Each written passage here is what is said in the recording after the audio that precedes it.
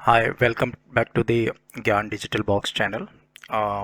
शुरू करते हैं हम आज की वीडियोस। आपको पता है हम लोग ज़्यादा टाइम वेस्ट करते नहीं हैं, ठीक है। आज की वीडियो में हम टेंसेस के अंदर कवर करने वाले हैं प्रेजेंट टेंस का first part which is present simple. पूरा एंड टू एंड सारी चीज़ों को डिटेल में कवर करेंगे इसके अंदर हम, ताकि आप इस एक पार्ट को पूरा का पूरा आज के आज समझ जाएं, ठीक है। तो हम प्रेजेंट सिंपल से शुरू करते हैं। प्रेजेंट सिंपल है क्या, क्यों इस्तेमाल होता है, और पूरी इसकी प्रैक्टिस करेंगे एंड टू एंड, ताकि हमें दिक्कत ना हो, ठीक है। सो प्रेजेंट सिंपल यानी कि जो हमारे तीन काल होते हैं, वर्तमान काल, भूतकाल, भविष्य काल, जिसके अंदर हम सिर्फ वर्तमान की बात कर रहे हैं, और वर्तमान में प्रेजेंटली अभी से रिलेटेड जो भी सेंटेंसेस हैं उसमें जो सिंपल टाइप के सेंटेंसेस होते हैं उनको हम सीखेंगे। तो सिंपल टाइप के जो सेंटेंसेस आप बनाते हो तो उसमें ये लगभग तीन चार टाइप की चीजें आ जाती हैं। एक आ जाता है हम जब किसी के हैबिट के बारे में बात करते हैं, राइट। हम खाते हैं, खेलते हैं, आते हैं, जाते हैं, ठीक है। इस तरीके के आपके हैबिचुअल हो जाते हैं। कुछ होते हैं जो किसी की नेचर और क्वालिटी बताते हैं कि कोई ऑनेस्ट है, कोई फास्ट है, उसके रिगार्डिंग, राइट। तो हम सबका एग्जाम्पल देखेंगे और फिर इसे बड़ी आराम से सीख लेंगे, ठीक है। मैं यहाँ पे बहुत ज़्यादा रूल्स के अंदर आपको अभी नहीं लेके जाने वाला हूँ, उसके बारे में बाद में बात करेंगे। हम बहुत सिंपल से शुरू करेंगे ताकि आप इमीडिएट प्रैक्टिस शुरू कर सके, और एटलीस्ट ये जो सिंपल सेंटेंसेस हैं इनकी ट्रांसलेशन कर आप इंग्लिश बोलना शुरू कर सके, ठीक है। शुरू करते हैं। जैसे मुझे एक सिंपल सेंटेंस बोलना है, क्या बोलना है, मैं खाता हूँ। तो मेरे लिए बहुत सिंपल है इसको बोलने के लिए, ठीक है। एक तरीके की हैबिट है ये।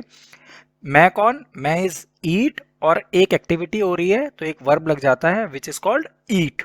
तो बहुत ही सिंपल तरीके से हम सेंटेंस बनाते हैं। हम क्या बोलते हैं, आई ईट। क्या बनाते हैं, आई ईट, मैं खाता हूं, आई ईट। इसी तरीके से वह खेलती है, शी प्लेज। अब यहां जो वर्ब है प्ले, उसके साथ एक एस लग गया, राइट। ये बड़ी तकलीफ वाली बात है, कहाँ एस लगाएं या ना लगाएं। तो इस वीडियो में जैसे हम थोड़ा थोड़ा आगे चलेंगे तो मैंने इसको एक जगह पार्ट में कवर किया हुआ है। इसके अलावा इसके ऊपर एक सेपरेट कंप्लीट वीडियो भी है, ठीक है। तो अभी जैसे आप धीरे धीरे आगे बढ़ेंगे आपको पता लग जाएगा कि ये शी प्ले क्यों नहीं है, शी प्लेज क्यों है, राइट। आगे चलते हैं। वे जाते हैं, दे गो। वे यानी बहुत सारे लोग, दे गो, वे जाते हैं, राइट। एक सिंपल हैबिचुअल सेंटेंस है। अब हम आते हैं नेचर के ऊपर या क्वालिटी के ऊपर। Neha is intelligent. नेहा क्या है, समझदार है, इंटेलिजेंट है। तो वहां पे हमें इस्तेमाल करना पड़ता है वर्ब से पहले, रादर वर्ब तो होगा ही नहीं इसके अंदर, नाम के बाद या जो भी हमारा सब्जेक्ट है उसके बाद हम इज एम आर का इस्तेमाल करते हैं, राइट। किसका इस्तेमाल करते हैं, इज एम आर का। इज एम आर का इस्तेमाल मुझे लगता है आपके लिए बड़ा ही इजी होना चाहिए। आई के साथ हम हमेशा एम लगाते हैं, आपको पता ही है, राइट। और जो हमारे प्लूरल जो सब्जेक्ट्स होते हैं वहां पे हम आर का इस्तेमाल कर लेते हैं, राइट। अदरवाइज हमें इज लगाने की जरूरत होती है। आगे हम और एग्जांपल्स देखेंगे और क्लैरिटी हो जाएगी हमें, ठीक है। हम आगे बढ़ते हैं। I am honest. क्या है सेंटेंस, आई एम ऑनेस्ट। तो आई के साथ हमने क्या लगाया, एम, और ऑनेस्ट, ईमानदार हूं। ये मेरी क्या है, क्वालिटी। क्या है, quality. Ramesh is fast. Ramesh तेज है, रमेश इज फास्ट। तो सब्जेक्ट के साथ हमने क्या लगा दिया, इज, और उसके आगे हमने क्या लगा दिया, उसका एडजेक्टिव या उसकी क्वालिटी, राइट। तो जहां पे एडजेक्टिव या क्वालिटी लगेगा सब्जेक्ट के साथ प्रेजेंट सिंपल में, वहां हम सब्जेक्ट के साथ इज एम आर का इस्तेमाल करेंगे, राइट। अब एक इसका छोटा सा एक डिफरेंट एग्जांपल दे देते हैं। Ramesh runs fast. अब इन दोनों में क्या फर्क है, रमेश तेज है, रमेश तेज दौड़ता है। इसमें फर्क ये है कि जब हम यहाँ क्वालिटी की बात कर रहे थे तो यहाँ पे हमारे पास वर्ब का इस्तेमाल नहीं था, लेकिन जब हमने अगले सेंटेंस में इसको पढ़ा तो हमारे पास उसकी क्वालिटी वर्ब के साथ जुड़ गई। वर्ब क्या है, क्या काम हो रहा है, वो रन करता है, यानी कि वो एक काम क्या कर रहा है, दौड़ने का। तो रमेश रन्स फास्ट, रमेश तेज दौड़ता है। तो यहां पे हमारे पास एडजेक्टिव भी आ गया, लेकिन उसके बीच में क्योंकि वर्ब है, राइट, तो हमें इज एम आर का इस्तेमाल करने की जरूरत नहीं पड़ी। आप देखेंगे प्रेजेंट सिंपल में जहां जहां वर्ब आ रहे हैं वहां पे इज एम आर का कहीं कोई भी इस्तेमाल नहीं है। इज एम आर का इस्तेमाल कहाँ है? जब उसके साथ केवल एडजेक्टिव का इस्तेमाल कर रहे हैं, हम उसका गुण या दोष बताने की कोशिश हम कर रहे हैं। Right, Ram and Shyam are brothers, दोनों क्या है? भाई हैं। राम और श्याम क्या है? भाई है। बिल्कुल सिंपल सेंटेंस की तरह ये निकल के आया हमारे यहाँ पर, और क्योंकि दो लोग हो गए, प्लूरल बन गया, इसलिए हमने आर का इस्तेमाल करा यहाँ पे। Right, I do not, don't, आपको कभी कंफ्यूज होने की जरूरत नहीं है कि डोंट और डू नॉट, क्योंकि क्या होता है जब हम अपॉस्ट्रोफ लगा के यूज करते हैं इन दोनों का मतलब सेम होता है। एक्चुअली हम इसे लिखते यही हैं, ठीक है, बट प्रैक्टिस में आजकल हम डोंट का इस्तेमाल करते हैं, पूरा नहीं लिखते हैं या पूरा नहीं बोलते हैं। सो आप आई डू नॉट बोलें या आप आई डोंट बोलें, दोनों का मतलब सेम ही है। आई डू नॉट बिलीव यू, मुझे तुम पर विश्वास नहीं है। अब हम इसे आई नॉट बिलीव यू क्यों नहीं बोला, डू क्यों लगाया इसके आगे? राइट, ये अपने आप में क्वेश्चन है। तो ग्रामेटिकल रूल बोलता है जब हम प्रेजेंट टेंस में नेगेटिव, यानी जिसके अंदर ना शब्द का इस्तेमाल हो रहा हो, नेगेटिव शब्द का इस्तेमाल हो रहा हो, तो उससे पहले में डू या डज का प्रयोग करना पड़ता है। तो डू या डज का प्रयोग हम कैसे करते हैं, किसके साथ डू लगाना है, किसके साथ डज, जस्ट इस वीडियो में आगे आपको पता चल जाएगा, थोड़ा सा और आगे जाते हुए। राइट, तो मैं तुम पे विश्वास नहीं करता, इसका सही सेंटेंस क्या बनेगा? आई do not believe you. I not believe you नहीं होगा, ये गलती आप लोगों से होती है जब आप आजकल इनिशियली नया नया बोलना सीखते हैं। So I not believe you is not right sentence, I do not believe you is the right sentence. अब जैसे बहुत सिंपल से सेंटेंस की हमने एक बात की थी, लीव मी, मुझे छोड़ दो। अब यहाँ लीव क्या हो रहा है? लीव एक वर्ब है, बस फर्क ये है कि यहाँ पे सब्जेक्ट आपका बाद में हो गया और वर्ब जो है आपका पहले ही था यहाँ पे। राइट, तो लीव मी बहुत ही सिंपल सेंटेंस है, ठीक है। When does Chintu comes from school, यहाँ पे हमें एक क्वेश्चन मार्क वाला सेंटेंस भी मिला, हमें यहाँ पे एक सब्जेक्ट भी मिला है, और यहाँ पे हमें एक वर्ब भी मिला है, और एक ऑब्जेक्ट भी है। ऑब्जेक्ट की अभी हम बात नहीं करेंगे। राइट, तो क्योंकि इसके अंदर वर्ब का इस्तेमाल हो गया है, राइट, तो वहां पे हमें डू या डज का इस्तेमाल करना पड़ेगा, क्योंकि ये नेगेटिव सेंटेंस भी है। Right, so when does Chintu comes from school, Chintu school से कब आता है, तो हमने इसे कैसे बनाया? सबसे पहले जो क्वेश्चन मार्क वाला वर्ड है जो कि है कब, व्हेन, सपोर्टिंग वर्ब आया हमारा डू या डज में से, जो कि डिपेंड करता है कि हमारा सब्जेक्ट क्या है, उसके बेसिस पे हम पिक करते हैं। Right, right, so question mark वाला वर्ड आया व्हेन, सपोर्टिंग वर्ब डू या डज, उसके सब्जेक्ट आ गया, एंड देन उसके बाद जो हमारा प्रॉपर वर्ब है वो आ गया एस या ई एस के साथ। ठीक है, सो ये हो गया when does Chintu comes from school, Chintu school से कब आता है। How much time does it take, इसमें कितना समय लगता है, लगेगा नहीं। अगर हम बोलेंगे how much time does it take, तो ये होगा इसमें कितना समय लगता है। अगर हम बोलेंगे इसमें कितना समय लगेगा, तो ये क्या हो गया हमारा? फ्यूचर हो गया, तो उसको हम बाद में अलग से पढ़ाएंगे। ठीक है, सो ये फिर एक सिंपल सेंटेंस है जिसके अंदर हम बात कर रहे हैं कि भाई किसी काम में कितना समय लगता है, हैबिचुअल है। ठीक है, अब जब हम बात कर रहे थे पीछे, हम जिस चीज को समझने की कोशिश कर रहे थे कि डू डज का इस्तेमाल कैसे करना है, राइट, तो ही, शी, इट या किसी का नाम अगर ये आता है तो, और नेगेटिव सेंटेंस है, तो उससे पहले आप डज का इस्तेमाल करेंगे। He does not, she does not, it does not, Ram does not. Right, अगर है आई, दे और वी, तो उसके आगे हम अगर नेगेटिव सेंटेंस है तो डू लगा के यूज करेंगे। We do not, they do not, I do not. Right,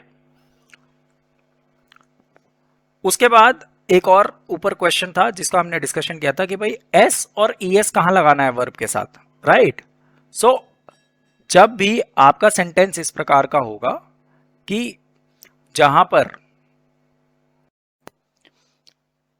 हम बात कर रहे थे एस और ई एस का इस्तेमाल वर्ब के साथ कहां पे करना और कहां पे नहीं करना। ठीक है, सो जो आपको ध्यान रखना है वो सिंपल इतना ध्यान रखना है, जो ही, शी, इट या किसी का नाम है तो उसके आगे जब वर्ब लगेगा उसके आगे एस या ई एस का इस्तेमाल होगा। एग्जाम्पल के लिए he goes, she laughs, it rains, right. लेकिन अगर आई, दे, वी का इस्तेमाल है तो उसके आगे आप वर्ब के साथ एस या ई एस का इस्तेमाल नहीं करेंगे। We play, they sing, sings नहीं है, वी प्लेज नहीं है, ठीक है। बहुत सिंपल है, एस ई एस कहाँ वर्ब के साथ लगाना है कहाँ नहीं लगाना आपके लिए केवल इन 2 लाइनों में मैंने कवर कर दिया, राइट। लेकिन एक चीज हमें क्या इस्तेमाल करनी है, क्या ध्यान रखना है, हमें एस या ई एस का इस्तेमाल नहीं करना वर्ब के साथ जहां पे डज का इस्तेमाल हो रखा हो कहीं भी, ठीक है। आगे एग्जाम्पल से हम इसको समझ लेंगे, ठीक है। ये क्यों आया आप इसको समझ लें, क्योंकि ऊपर हम लिख रहे हैं कि आपको ही, शी, इट, राम के साथ डज का इस्तेमाल करना है अगर नेगेटिव सेंटेंस है। लेकिन उसी में एक कंडीशन अगर और जुड़ गई कि आपने अगर डज का इस्तेमाल कर लिया नेगेटिव सेंटेंस है तो फिर अब आप वर्ब के साथ एस या ई एस का इस्तेमाल नहीं करेंगे। सिंपल, आगे हम इसे एग्जाम्पल से समझ लेते हैं। सो ही डज नॉट राइट। अब यहां पे अगर हम पुराने रूल के हिसाब से चलें तो क्या होना चाहिए था, ही डज नॉट राइट्स। लेकिन क्योंकि डज का इस्तेमाल हो गया है इसलिए हम वर्ब के साथ एस या ई एस का इस्तेमाल नहीं करेंगे। राम डज नॉट लिसन्स नहीं होगा, राम डज नॉट लिसन होगा। एस या इसका इस्तेमाल नहीं होगा क्योंकि यहां पे हम डज का इस्तेमाल कर चुके हैं। We do not go to school, we do not goes to school नहीं होगा। राम नहीं लिखता है, राम नहीं सुनता है, राम डज नॉट राइट, ठीक है। तो आई होप ये रूल्स आपको और सिंपल तरीके से क्लियर हो रहे होंगे, ठीक है। अब एक लास्ट पार्ट है जो हम इसका कवर करते हैं, फिर ये आपका पूरा का पूरा कवर हो जाएगा। Present simple. इंटेरोगेटिव यानी जिसमें आप किसी से क्वेश्चन पूछते हैं, राइट। तो क्वेश्चन 2 तरीके के हो सकते हैं। एक होता है क्लोज एंडेड। क्लोज एंडेड में क्या होता है, आपको जवाब या तो हाँ में मिलेगा या ना में मिलेगा। जैसे आप पूछते हैं किसी से क्या आप प्यासे हैं, वो जवाब देगा हाँ मैं प्यासा हूं या ना मैं प्यासा नहीं हूं। तो उसे बनाना बड़ा सिंपल है। जो भी आपका सपोर्टिंग वर्ब होता है इज, एम, आर, सबसे पहले वो आ जाएगा, फिर सब्जेक्ट आ जाएगा और फिर आपका जो है वहां पे वर्ब आ जाएगा, ठीक है। सो आर यू थर्स्टी, राइट। ये क्या है, ये एक क्लोज एंडेड क्वेश्चन है जिसका जवाब हाँ या ना में आता है, ठीक है। तो इसके अंदर WH फैमिली का वर्ड यूज नहीं होता। और WH फैमिली क्या है अभी जस्ट आगे हम देख लेंगे और इसको फिनिश कर लेंगे, ठीक है। एक और है अगला, do you have a pen, क्या आपके पास एक कलम है, क्या आपके पास एक पेन है। तो आपने किससे इस्तेमाल करा इसको, आपने शुरू करा अपने सपोर्टिंग वर्ब से, आर, इज, एम, आर, या फिर क्योंकि यहाँ पे यू है तो इसके साथ हमें डू लगाना पड़ेगा। Do you have a pen, क्या आपके पास एक पेन है, ठीक है। अब आ जाते हैं ओपन एंडेड क्वेश्चन जिनका जवाब हाँ या ना में नहीं होता है, डिटेल्ड आंसर देना पड़ता है। हु मतलब कौन था, हाउ मतलब कैसे, विच मतलब किस प्रकार से, किन किन प्रकार से, राइट। हुम अगेन कौन था, व्हेन कब। इसका जवाब हाँ या ना में नहीं, आपको डिटेल्ड आंसर देना पड़ता है, राइट। सो एग्जाम्पल क्या है, how to write a book. इसका लिखने का बड़ा सिंपल तरीका है। आप क्या करते हैं, आप जो अपना क्वेश्चन शुरू करते हैं वो शुरू करते हैं आप WH फैमिली के वर्ड से। व्हेन, हाउ, विच, वाई, ये सब सबसे पहला वर्ड रहता है आपका, राइट। उसके बाद आपका सपोर्टिंग वर्ब आ जाता है अगर रिक्वायर्ड है, राइट। जैसे कि यहाँ क्वेश्चन मार्क के साथ हम इंटेरोगेटिव कर रहे हैं। Where does he go in the evening, वह शाम को कहाँ जाता है, वह शाम को कहाँ जाता है। तो वहां पे हमने क्या करा कि डज का इस्तेमाल करके और वर्ब में हमने क्या इस्तेमाल करा, गो, राइट। अच्छा, इसी का एक और सेंटेंस है, वो शाम को कहाँ जाता है, उसको हम दूसरी तरीके से भी बोल सकते हैं, लिख सकते हैं, where he goes in the evening. अब जो मैंने ऊपर आपको बताया था ना डू डज का इस्तेमाल, उसको आप यहाँ पे ध्यान से समझेंगे तो आपको क्लियर हो जाएगा। क्योंकि यहां आपने वर्ब को पहले ही ट्रीट कर लिया सेकंड वाले में, राइट।